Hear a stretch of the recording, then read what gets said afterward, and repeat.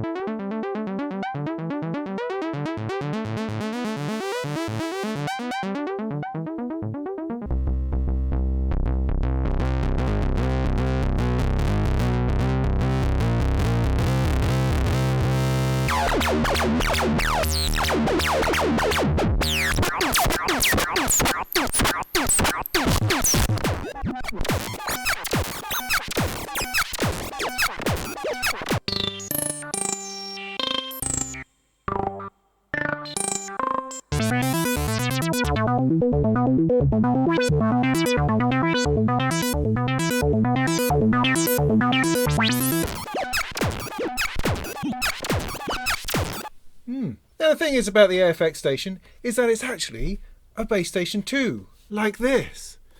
It's exactly this, exactly the same, exactly. They are completely identical in absolutely every way except for the colour. The colour, you see blue underneath, it's got purple underneath, it's got a slightly different font, all the knobs have been made black as opposed to the white headed ones here on the base station 2. Plus there's a couple of extra labels which we'll look at in a minute, but otherwise they are identical. They are the same machine, and that's why doing a review of the AFX Station feels a little bit strange, because there's this sense that we've been here before.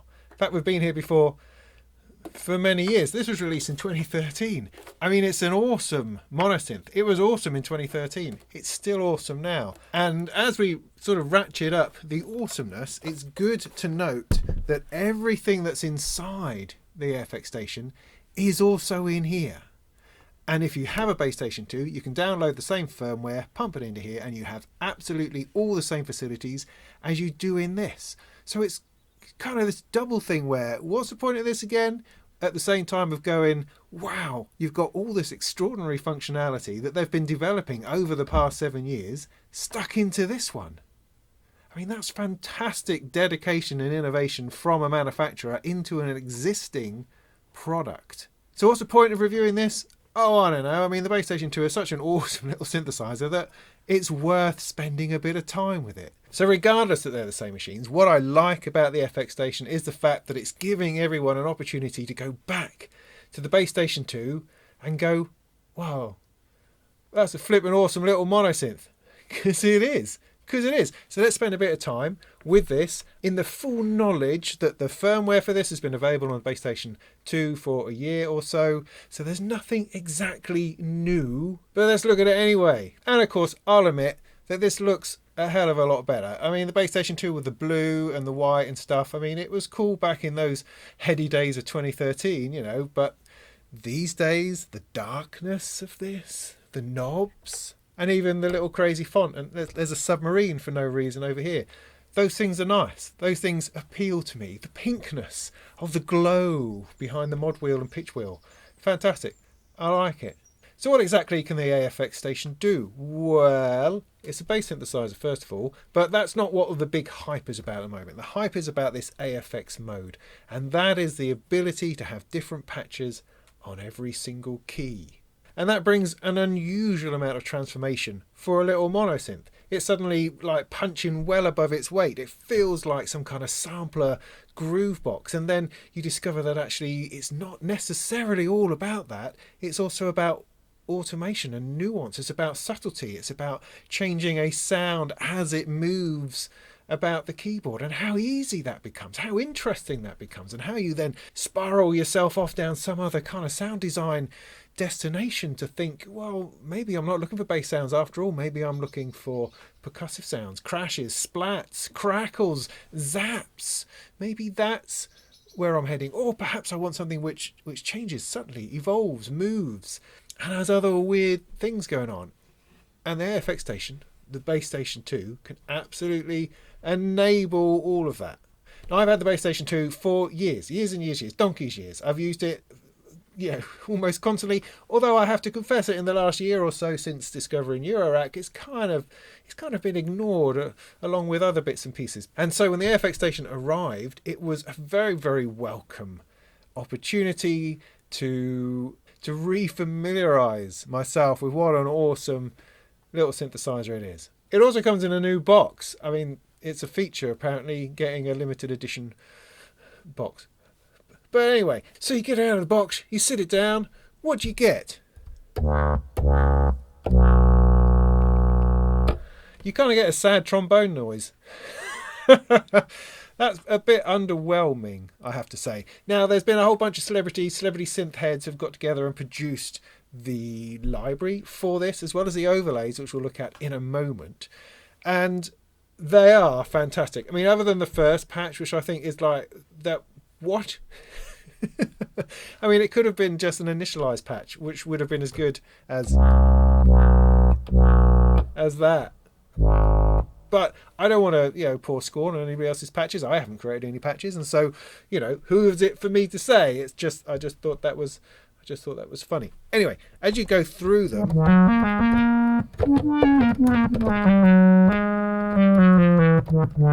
you find lots of weirdness, because this new bank of patches has really dug into all the innovations and the latest features that have been brought about in a couple of Base Station 2 firmware updates. Things like micro-tuning, things like oscillator drift, wobble, error things like looping envelopes, and all sorts of goodness.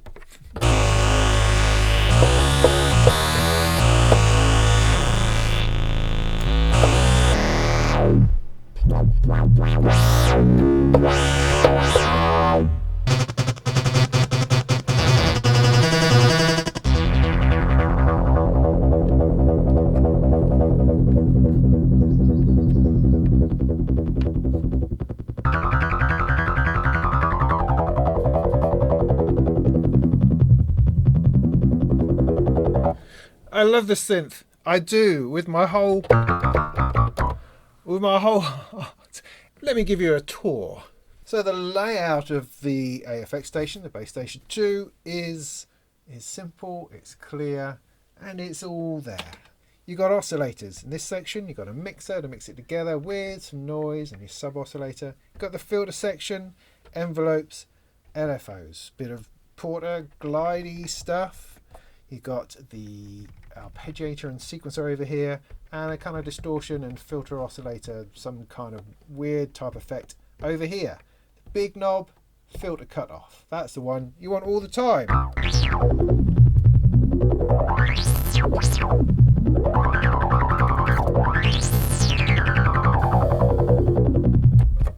I mean, the case is big.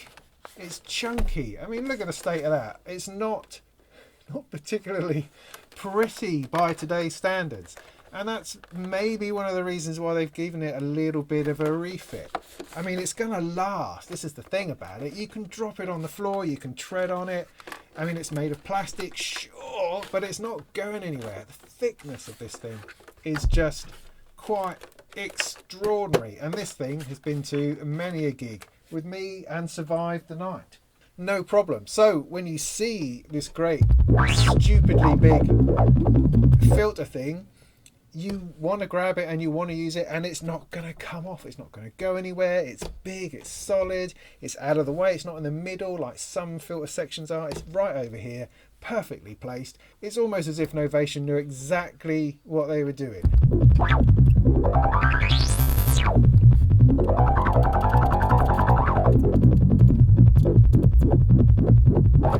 Now, within its sound engine, it has 3 oscillators and a noise oscillator. Now, 2 main oscillators and a sub-oscillator.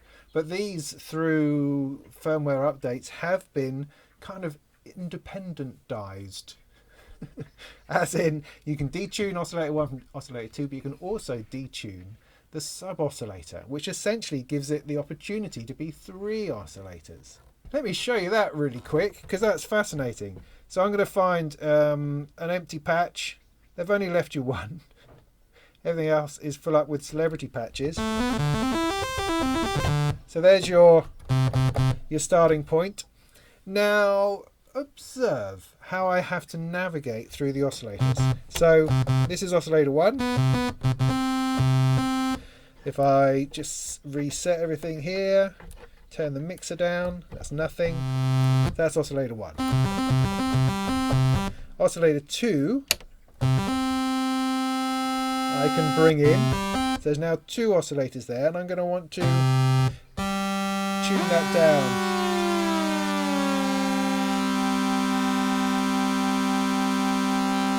To a 5th.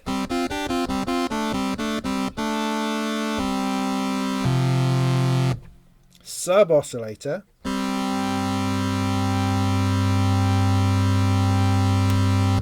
I can tune by holding the function button as I do it on oscillator 1.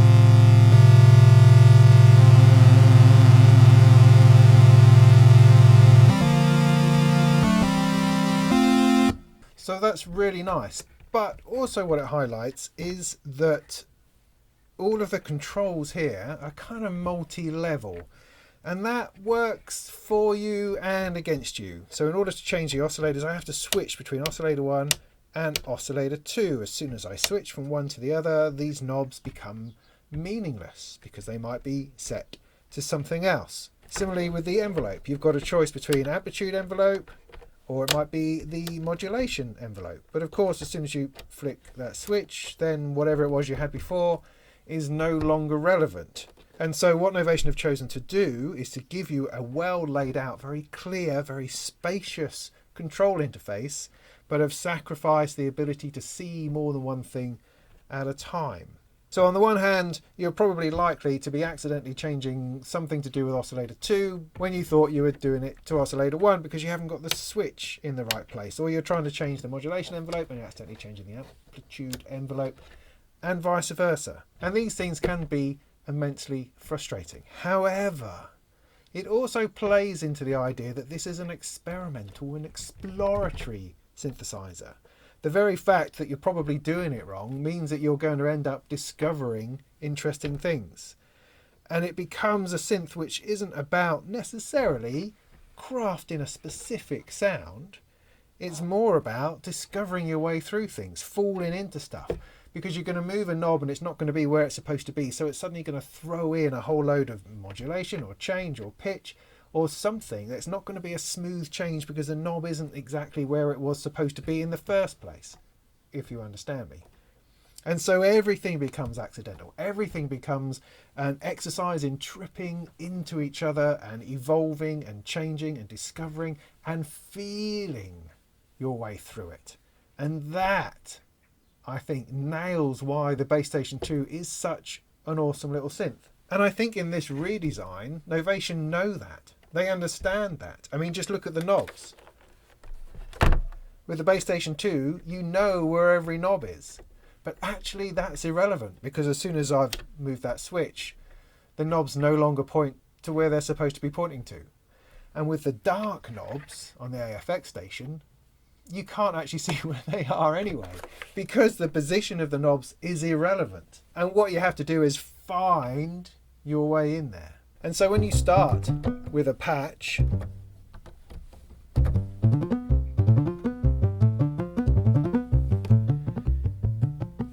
the knobs mean nothing and you have to just go and explore.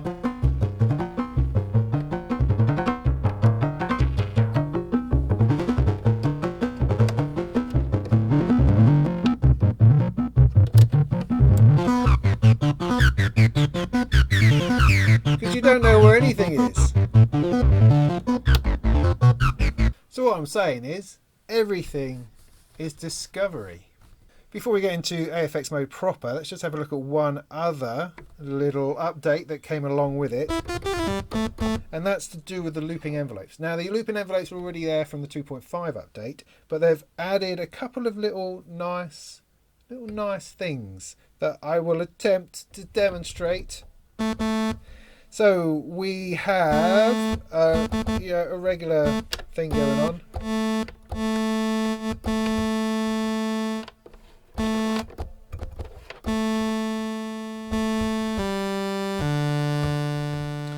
Now within here, these special labels that you don't get on the Base Station 2, they're only available exclusively on the AFX Station. These ones here, look, there's a little AFX twin icon there. There's also one over here that we'll come to in a minute. Look, there's a submarine. I don't know why. That's strange. Anyway.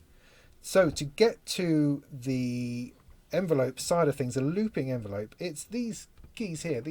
Now you can get to it on the Base Station 2 as well. You just have to know where it is as opposed to having a nice little label. So hold function, loop, envelope. R is the loop. You turn that on and you will then get a looping envelope. You've got to find it. So that's, there we go. There we find it.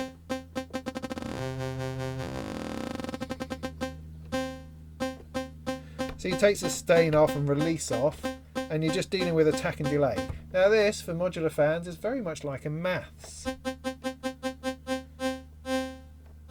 You're sort of putting in a rise and fall, and it's these two settings here that will change the speed that happens.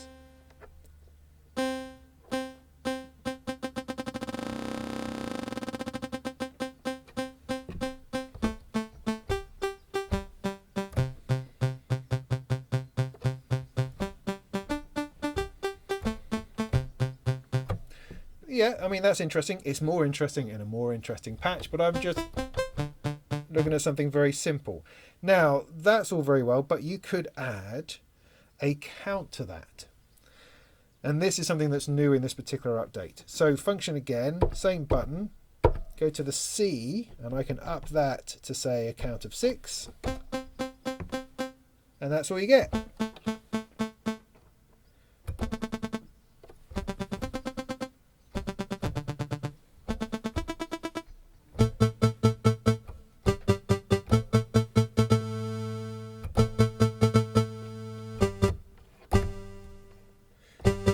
Now the envelope only re-triggers if you're holding your finger down.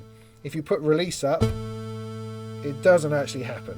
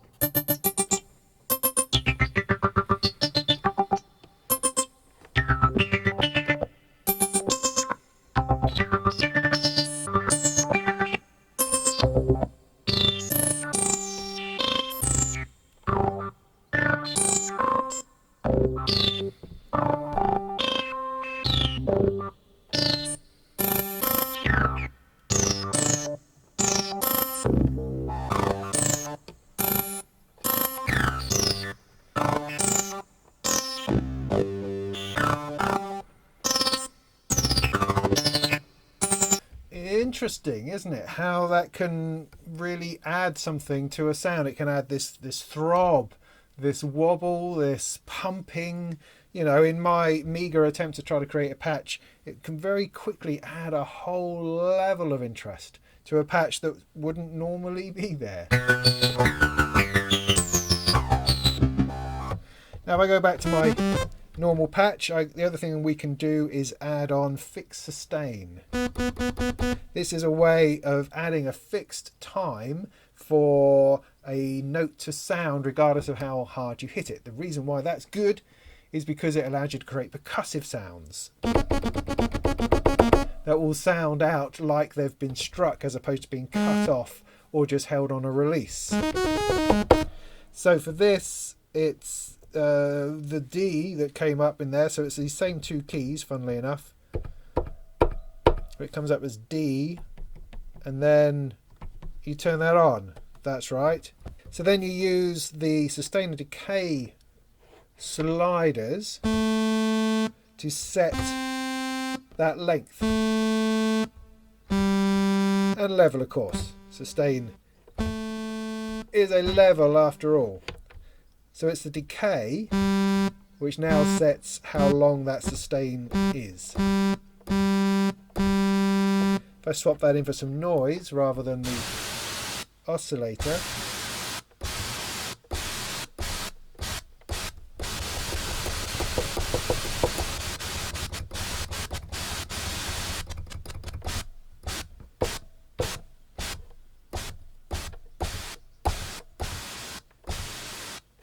that kind of thing.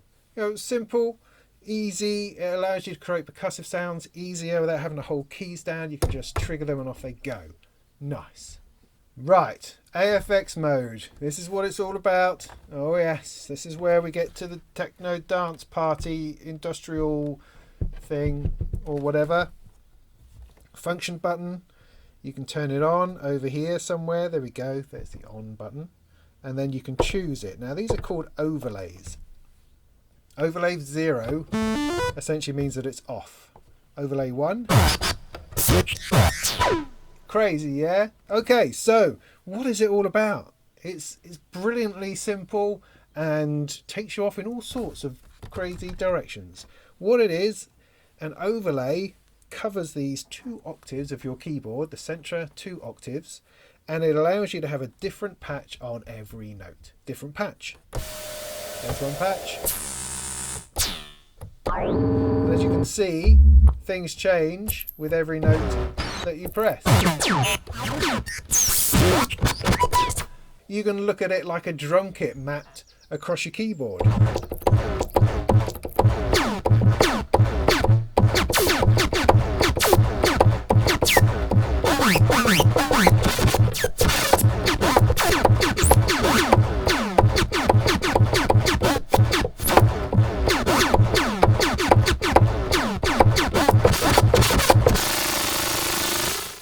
And that, I guess, is the idea. That's the kind of the dancey side of it. So you could turn on the arpeggiator and hold down 4 notes,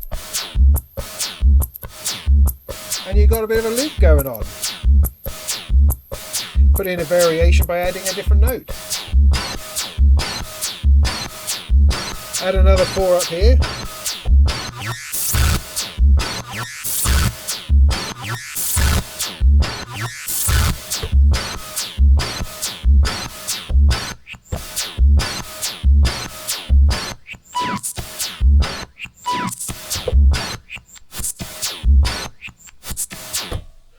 You know, it's brilliant. Of course, you latch it on. Let's have those 4 and those 4. Let's do. You can then obviously change the tempo of that. Change the rhythm that's being used on the arpeggiator.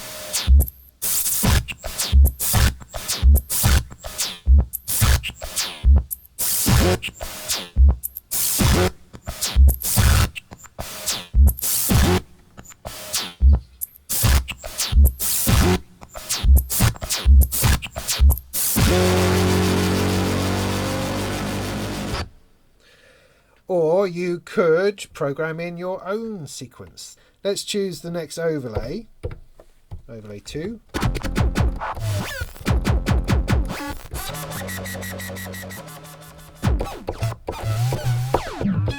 And let's go to record a sequence, sequence number 1, and just put that in.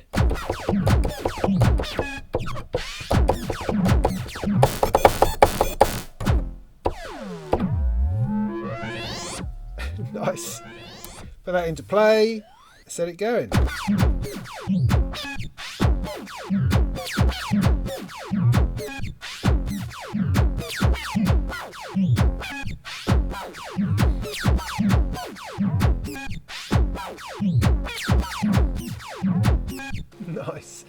I mean, it's brilliant. It takes you on a whole other place. It makes you think completely differently. I mean, before AFX mode, you were thinking about monosynths. You were thinking about, you know, combining oscillators and a filter and simple things. You're thinking of tunes and melodies and bass lines and leads. Well, now all of a sudden you're thinking about percussive loops and craziness and zaniness, and how many patches can you possibly squeeze into a couple of octaves to make something sound flipping awesome. It's very interesting. Now, you might not be into any of that techno crap, and that's fine. Let's use a blank one, and I'll show you how easy it is to set it up to be what you want it to be. What do you want it to be? Because it's very easy to assume that it's a drum loop style function, and it absolutely doesn't have to be that. Let's start again with our basic patch, but I will bring in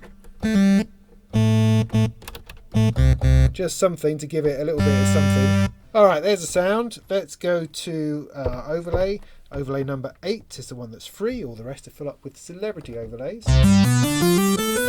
And to start with, it is just your patch, whatever patch you're going on at that time. But now, once you're in overlay mode, anything that you change will only change for the current key that you are currently keying. So if I change a filter,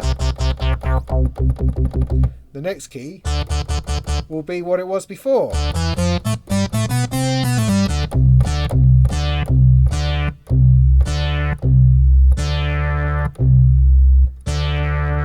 Which is interesting. So I could go to the next one and change that to something else. Next one, change that to something else. Next one, change that one. That one.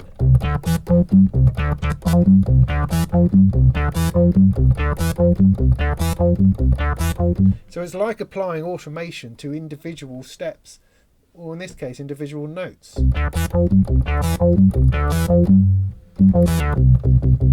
But what I might do, I'm going to take that one, I'm going to copy it and paste this to all these other ones. So I've now got an octave of the same note. Then up here, starts with something else again. So that means I could have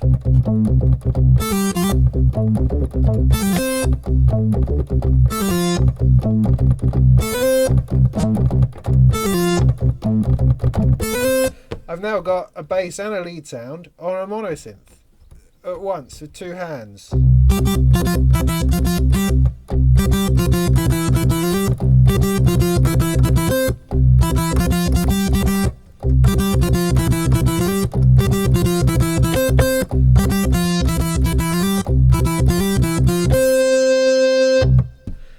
Which is kind of groovy. But this continues regardless of what you're doing once you're in overlay mode. So if I could stick on an arpeggiator, I've now got this half and this half playing together. As I make changes, the changes are retained on those individual notes.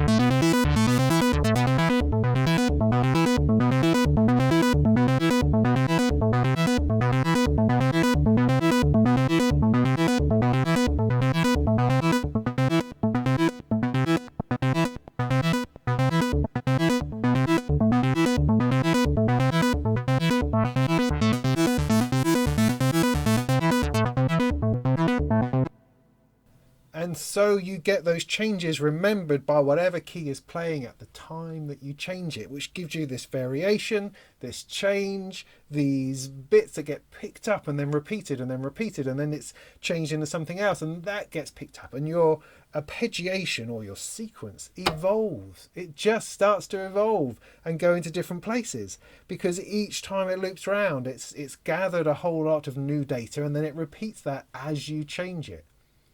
It's fantastic. It's totally phenomenal.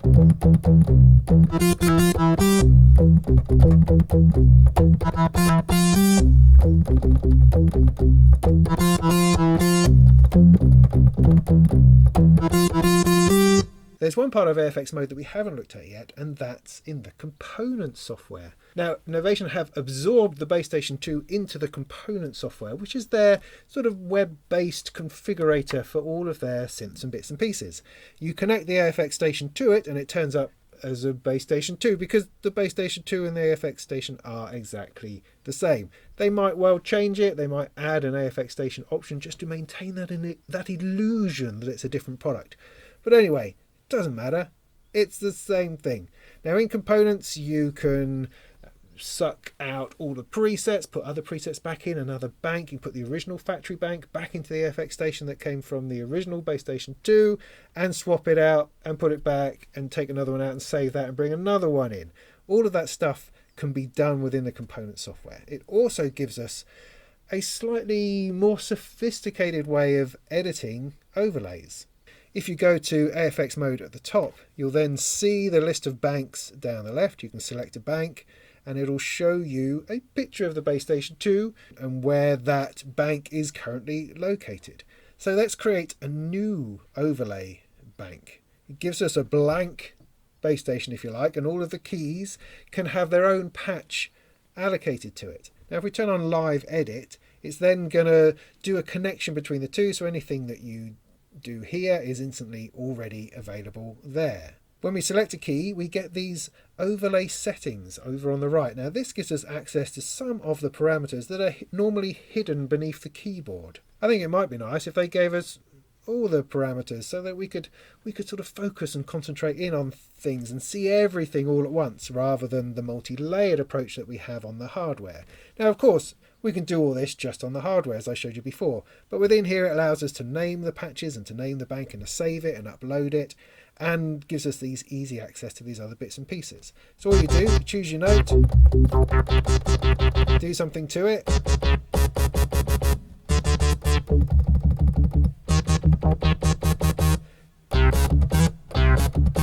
now you can also fix them to a note so they can be different.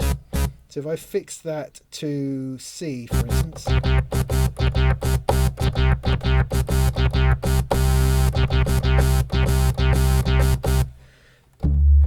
do the same for this one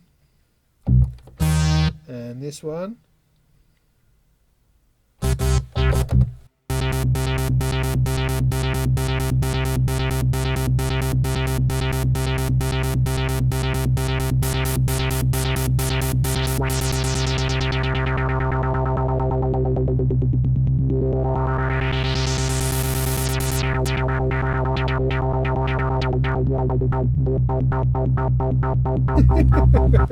See, that's already fascinating. I wasn't planning to do any of that. That just kind of came out. And so within this, you can get down to the finer details of exactly what you're doing with your overlay bank, and then save it, replace some of the celebrity ones, or not. I mean, because these are pretty damn awesome. For instance, there's the Richard Devine one.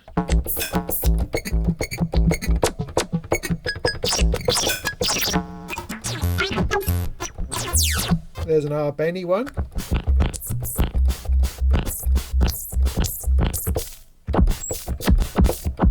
A couple of light bath ones, which are interesting because they're more melodic. Great use of the repeating envelope.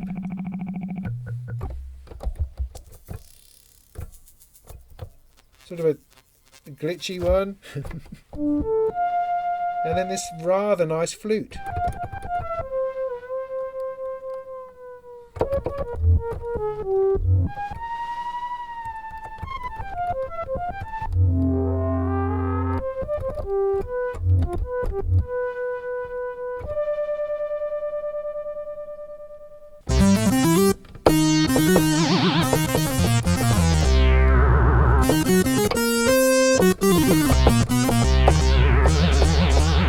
And don't forget that amongst all of this is still an awesome Base Station 2 monosynth.